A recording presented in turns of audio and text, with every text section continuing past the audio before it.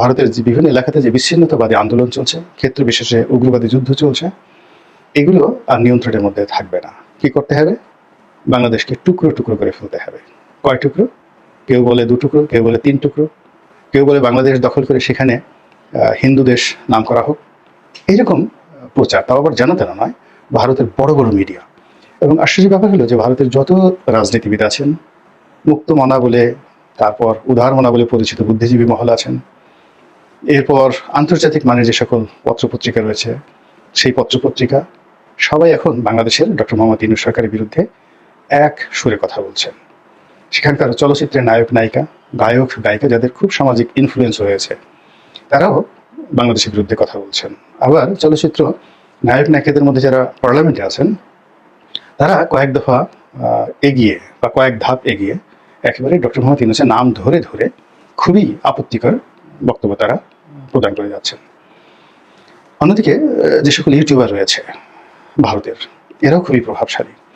তারা ভয় দেখাচ্ছে বাংলাদেশকে। এই চিকেন নেক, আমাদের যে 2টো চিকেন নেক রয়েছে, শিলিগুড়ি করিডোর রয়েছে, সেটা নিয়ে যাবে।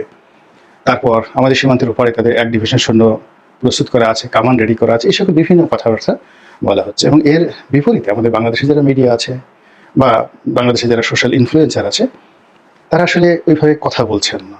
কেননা কথা বলার জন্য যে মদত দরকার, শক্তি দরকার বা একটা রুট দরকার, এটি বাংলাদেশের মিডিয়াগুলো সরকারের পক্ষ থেকে পাচ্ছেন না। আর অন্যদিকে ভারতে যারা প্রচার প্রপাগান্ডা করছেন, তারা অমিত শাহ থেকে শুরু করে নরেন্দ্র মোদী, রাজ্য সরকার থেকে শুরু করে ইসকন থেকে শুরু করে আরও অনেক দেশি এবং আন্তর্জাতিক চক্রের কাছ থেকে একেবারে অকণ্ঠ সমর্থন পেয়ে যাচ্ছেন।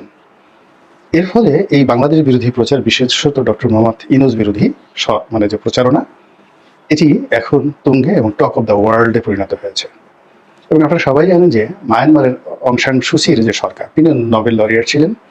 তো তার বিরুদ্ধে যখন এভাবে প্রচার এবং প্রপাগান্ডা শুরু হলো, তিনি কিন্তু টিকতে পারেননি এবং তাকে জেলে যেতে হয়েছে।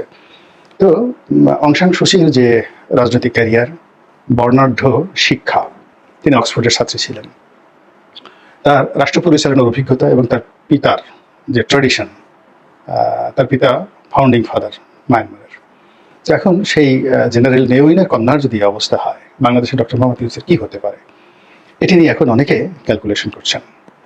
এদিকে ডক্টর মোহাম্মদ ইউনূসকে যারা প্রোটেক্ট করবেন, তার পক্ষে যারা কথা বলবেন, মুখপাত্র, বিশেষ করে তথ্য উপদেষ্টা কথা বলবেন বা তথ্যমন্ত্রী কথা বলবেন, আসিফ নজরুল সাহেব কথা বলবেন, অন্যান্য মাহফুজ যারা আছেন মাস্টার মাইন্ড, তারা কথা বলবেন, প্রথম আলো বলবে, ডেইলি স্টার বলবে, কিন্তু সবার মুখে মনে হয় যেন বজ্রপাত হয়েছে।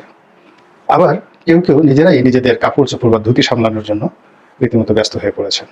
প্রথম আলোর অফিসে আগুন লাগানোর চেষ্টা হচ্ছে, অনেক অফিস ভেঙে দেওয়া হয়েছে, ডেইলি স্টার অফিস বন্ধ করার জন্য অনেক কিছু করা হচ্ছে। এখন তারা ইয়ানফসি নিজেরা বাঁচবে না ইয়া ইনুসু বলবে, এটি নিয়ে প্রথম আলো ডেইলি স্টার সিদ্ধান্ত নিতে পারছে না। আসিফ নজরুলের একটা মিডিয়া ভ্যালু আছে, তো তিনি কিছু হয়তো বলতেন, কিন্তু তার সেই বক্তব্য এখন কেউ খাবে না। তিনি যথেষ্ট সমালোচনার মুখে পড়েছেন তার ব্যক্তিগত জীবন কর্ম নিয়ে।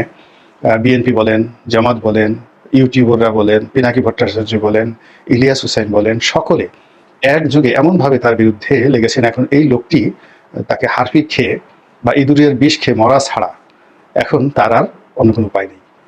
আর তিনি যদি এখন ডক্টর মোহাম্মদ ইউনূসের পক্ষে বলেন, ভারতের বিপক্ষে বলেন, ওটা রীতিমতো আরও হিতে বিপরীত হয়ে যাবে। ফলে বেচারা ডক্টর মোহাম্মদ ইউনূস তার প্রায় 86-87 বছর বয়সে তিনি এখন উদাস নয়নে তাকিয়ে আছেন। আর ভারতের এই যে বহুমুখী তার যে প্রচার এবং প্রপাগান্ডা এবং তাকে হটানোর জন্য যে মাস্টার প্ল্যান ভারত নিয়েছে, জলে, স্থলে, অন্তরিক্ষে, দেশে, দেশের বাইরে, তো এই যে চক্রান্ত, সেই চক্রান্ত তিনি কতদিন বা কতক্ষণ বা কত সময় মোকাবেলা করতে পারবেন, সেটাই এখন দেখার বিষয়। মহান আল্লাহ রাব্বুল আলামিন আমাদের সবাইকে হেদায়েত দান করুন এবং হেফাজত করুন। আসসালামু আলাইকুম রহমতুল্লাহি ওয়া বারাকাতুহু। ডক্টর মোহাম্মদ ইউনূস যখন ক্ষমতায় এলেন আগস্ট মাসের পরে, তখন তার কথাবার্তা ছিল দিল্লি বিরোধী। এবং তিনি প্রথম কয়েকটি সাক্ষাৎকারে বাংলাদেশের পত্রপত্রিকার সঙ্গে, ভারতের নামকরা পত্রপত্রিকার সঙ্গে এবং কয়েকটি আন্তর্জাতিক মিডিয়া, সেখানে তিনি যে বক্তব্য দিয়েছেন, তাতে মনে হলো যে বাঙালি জাতি একজন শক্ত মেরুদণ্ডওয়ালা রাষ্ট্রনায়ক পেয়ে গেছে। এবং ডক্টর মোহাম্মদ ইউনূস সম্পর্কে আমাদের যে নস্টালজিয়া ছিল, আমাদের যে আবেগ ছিল, অনুভূতি ছিল, তার এই বক্তব্যগুলোর কারণে আমরা আনন্দ উদ্বেলিত হয়ে পড়েছিলাম যে হ্যাঁ, নেতা হওয়া দরকার এমন লোকেরই। এতকাল আপনি কোথায় ছিলেন হে বনলতা সেন? এতকাল শেখ হাসিনা আমাদের এই ক্ষতি করে গেল, এরশাদ সাহেব আমাদের এই ক্ষতি করে গেল, বঙ্গবন্ধু শেখ মুজিবুর রহমান এই ক্ষতি করে গেল, দেশের মানুষের বিক্রি করে কেবলই ভারতকে দিয়ে গেল। আর গ্রামীণ ব্যাংকের প্রতিষ্ঠাতা ডক্টর মোহাম্মদ ইউনূস, বিশ্বের এত বড় নামকরা একজন ব্যক্তিত্ব, বাংলাদেশের এই ক্ষমতায় বসার সঙ্গে সঙ্গে তিনি ভারতকে পুরো বুড়ো আঙ্গুল দেখিয়ে দিলেন এবং অন্য যে সকল কথাবার্তা বললেন, পুরো বাংলাদেশে একটা গণজাগরণ তৈরি হয়ে গেল ডক্টর মোহাম্মদ ইউনূসের পক্ষে সেই আগস্ট মাসের দ্বিতীয় সপ্তাহে। কিন্তু এটা ক্ষণস্থায়ী, খুবই ক্ষণস্থায়ী। এক সপ্তাহ এই আবেগ আমরাও ধরে রাখতে পারলাম না, ডক্টর মোহাম্মদ ইউনূস তিনিও আর এগোতে পারলেন না। তার পররাষ্ট্র উপদেষ্টা তৌফিক সাহেবের কিছু বক্তব্য, তারপর আরও সরকারের যারা কর্তা ব্যক্তি রয়েছেন তাদের কিছু কর্মকাণ্ড, সব মিলিয়ে মনে হলো যে ভারতকে তোষণ করার জন্য যে পুরনো হাতিয়ার আমাদের অতীতে রাজনীতিবিদরা ব্যবহার করে আসছিল, সেই একই হাতিয়ার ব্যবহার করে ডক্টর মোহাম্মদ ইউনূস তার চলার পথকে মসৃণ করতে চাচ্ছেন। এবং তার আমরা প্রথম নমুনা সেটা আমরা দেখতে পেলাম ডক্টর মোহাম্মদ ইউনূস যখন জাতিসংঘে গেলেন। তো সেখানে সাইড লাইনে বৈঠক করলেন জো বাইডেনের সঙ্গে একেবারে নজিরবিহীনভাবে। এবং তিনি যখন জাতিসংঘের সেই অধিবেশনে গেলেন, সেখানে বিশ্বের তাবৎ বড় বড় নেতারা বলতে গেলে ডক্টর মোহাম্মদ ইউনূসের প্রতি হুমড়ি খেয়ে পড়লেন, কেউ একটা ছবি তোলার জন্য, কেউ হ্যান্ডশেক করার জন্য, কেউ কোলাকুলি করার জন্য। কিন্তু বাংলাদেশের পক্ষ থেকে চেষ্টা করা হলো নরেন্দ্র মোদীর সঙ্গে একটি বৈঠক আয়োজন করার জন্য। কিন্তু নরেন্দ্র মোদী একেবারে যাকে বলা হয় দৃঢ় প্রতিজ্ঞ, তিনি ডক্টর মোহাম্মদ ইউনূসের সঙ্গে বসবেনই না।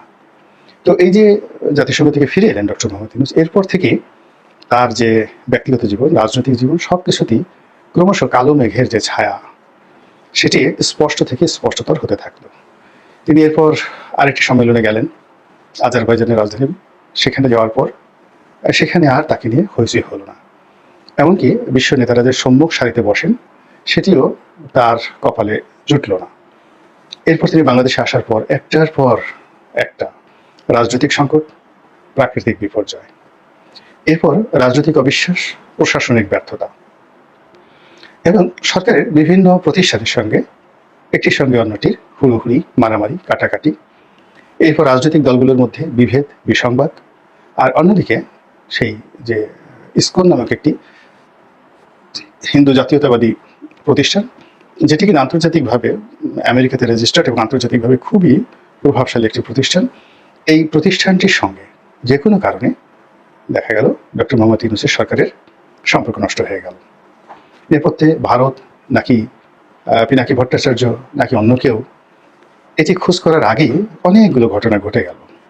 ইসকনের যিনি বাংলাদেশের প্রধান চিন্ময় প্রভু, তিনি গ্রেপ্তার হলেন, আর তার সেই গ্রেপ্তারকে কেন্দ্র করে আর অনেক কিছু ঘটল ঢাকাতে, দিল্লিতে, কলকাতাতে এবং জাতিসংঘের যে সদর দপ্তরে, ইউরোপীয় ইউনিয়নে, আরও অনেক জায়গাতে, যা কিনা ডক্টর মোহাম্মদ ইউনূস সরকারের জন্য রীতিমতো একেবারে বিষ ফোড়া হয়ে দেখা দিয়েছে। ভারতের শক্তিশালী গণমাধ্যমগুলো 10 মুখে প্রচার করছে যে বাংলাদেশে স্মরণকালের সবচেয়ে ভয়াবহ হিন্দু নির্যাতন শুরু হয়েছে। ডক্টর মোহাম্মদ ইউনূসের যে অন্তর্বর্তীকালীন সরকার, এই সরকারের উপরে যারা ভর করে আছে, এরা সবাই উগ্র জঙ্গিবাদকে লালন করে এবং ভারত যদি খুব দ্রুত ব্যবস্থা না নেয়, সেক্ষেত্রে এই যে ডক্টর মোহাম্মদ ইউনূসের যে জঙ্গিবাদ বা তার যে তালিবানের শাসন, এটি ভারতের স্বাধীনতা এবং সার্বভৌমত্বকে এটি তছনছ করে দিবে। এবং